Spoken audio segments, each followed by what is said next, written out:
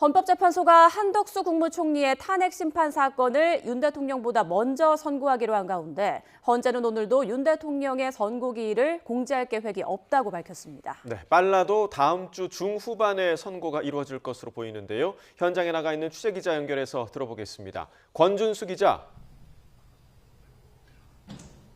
네, 헌법재판소입니다. 네, 그러니까 오늘 윤 대통령의 선고기일이 나올 가능성은 무척 적은 거죠?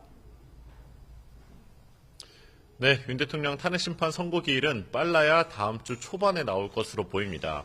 헌법재판소 관계자는 YTN과의 통화에서 이번 주에는 선고기일을 공지할 계획이 없다고 밝혔는데요.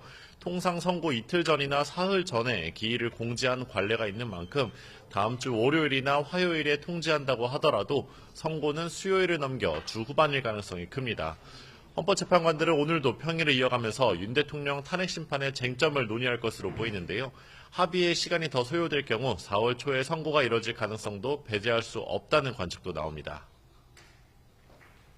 네, 당장 다음 주 월요일에는 한덕수 국무총리의 탄핵심판 선고가 잡혀 있죠? 그렇습니다. 한덕수 총리 사건 선고가 다음 주 월요일에 진행되는데요. 윤 대통령 탄핵심판보다 결론이 먼저 나오게 됐습니다. 또 다음 주 수요일은 이재명 민주당 대표의 공직선거법 위반 사건 항소심 판결이 나오는 날이기도 한데요. 만약 같은 날에 윤 대통령 탄핵심판 선고가 이뤄질 경우 정치적으로 큰 파장이 예상됩니다. 네, 그런데 한 총리 사건의 경우 윤 대통령 사건과 상당한 연관성이 있지 않습니까?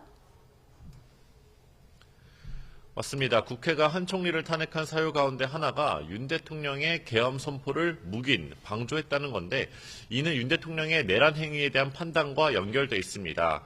이 때문에 일각에서는 한 총리 탄핵 심판의 결과를 보면 윤 대통령의 선고를 일부 예측할 수 있을 거란 관측이 나오기도 했는데요.